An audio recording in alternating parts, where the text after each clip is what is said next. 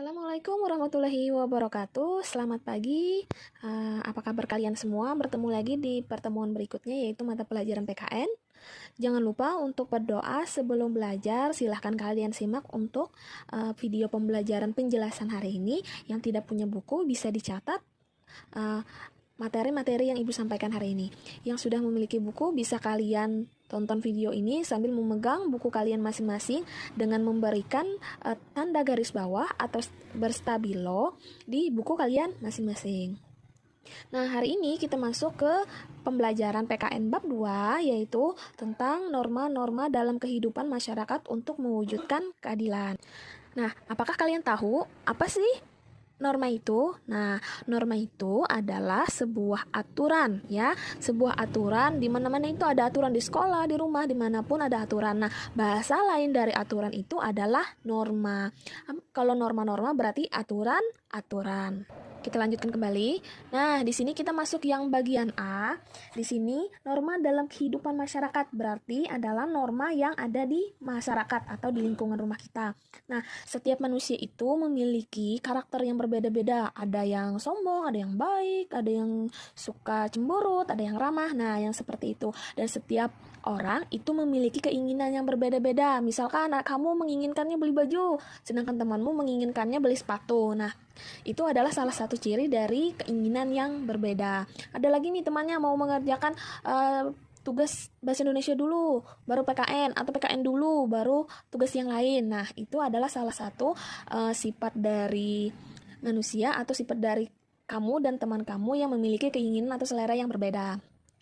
Maka dari itu, untuk mengatur hidup atau mengatur tingkah laku kita itu biasanya dibuatlah aturan-aturan yang mengharuskan kita untuk mengikutinya. Nah, kita lanjutkan lagi. Masuk yang bagian 1, hakikat norma dan ciri-ciri norma. Nah, kita langsung masuk ke bagian ciri-ciri norma. Di sini ada pun ciri-ciri norma dalam masyarakat itu sebagai berikut. 1 atau bagian A. Norma hasil kesepakatan bersama atau aturan itu dibuat secara bersama-sama. Jadi aturan itu tidak bisa dibuat sendiri. Kita harus membuat aturan itu secara bersama-sama dan disetujui oleh semua orang. Contohnya itu, sekolah kita memiliki aturan. Nah, aturan itu misalkan kalian harus mengerjakan tugas dan ikut pembelajaran online selama kalian belajar di rumah. Apabila tidak mengikuti, maka kalian bisa dikenakan sanksi atau bahkan tidak naik kelas. Nah, aturan seperti itu sudah disepakati dan disetujui oleh semua guru yang ada di sekolah. Yang bagian B, norma itu ada 2 ya, ada 2. Yang pertama itu norma tertulis dan kedua itu norma tidak tertulis.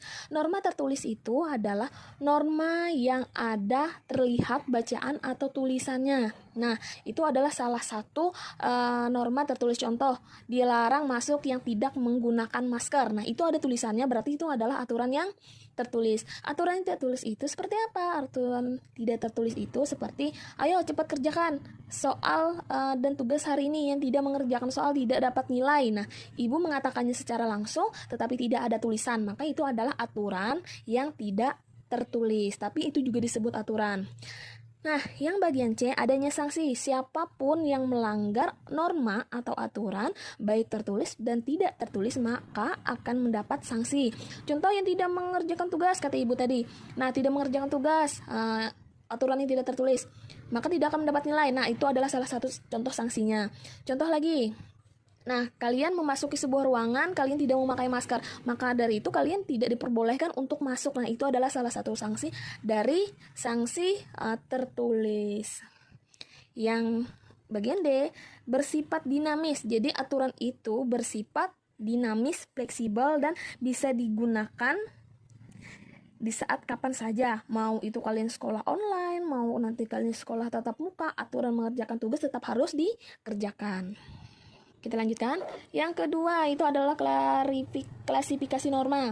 Nah, klasifikasi norma ini dan norma di sini ada terbagi beberapa sumber. Seperti yang pertama itu adalah norma agama.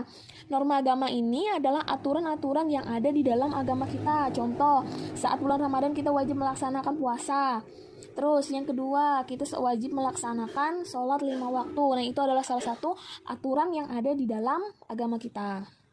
Contoh yang kedua, ini adalah norma hukum. Norma hukum ini yang ada pada aturan suatu negara. Contoh, yang tidak memakai helm dan tidak menggunakan SIM, maka akan ditilang polisi. Nah, itu adalah salah satunya. Terus, apabila ada yang membunuh atau mencuri, maka akan dikenakan penjara misalkan.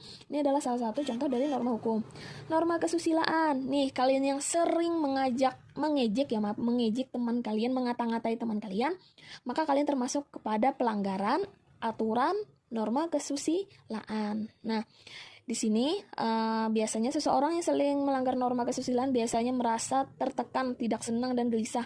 Nah, ketika kamu mengatai temanmu, mengejek temanmu, maka temanmu menjadi kesal, akibatnya kamu bertengkar dengan temanmu, maka dari itu kamu merasa tertekan, gelisah, dan tidak senang. Nah, itu adalah akibat dari kamu melanggar dari norma kesusilaan. Yang terakhir adalah norma kesopanan. Nah, kamu sopan tidak dengan guru kamu? Kamu sopan tidak dengan orang tua kamu?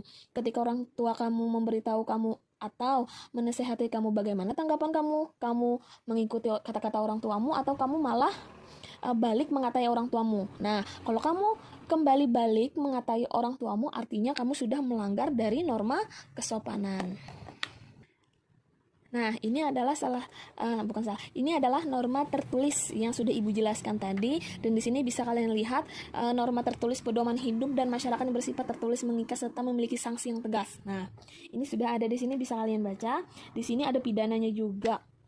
Nah, yang di bagian terakhir ini adalah norma tidak tertulis. Bisa kalian baca di sini, norma yang berbentuk karena kebiasaan dan dituangkan dalam dokumen tertentu, ya katanya. Nah, di sini pada intinya kalau norma tertulis itu ada tulisannya dan norma tidak tertulis itu tidak tertuang di dalam tulisan. Tetapi fungsi dan akibat pelanggaran apabila melanggar dari norma tertulis maupun tidak tertulis, sanksinya akan bersifat sama, yaitu bertanggung jawab apa yang telah dilakukan ketika kalian melanggar norma tersebut. Cukup di sini untuk pelajaran hari ini. Silahkan kalian pelajari, kemudian catatlah bagian-bagian yang penting. Cukup sekian dulu. Assalamualaikum warahmatullahi wabarakatuh.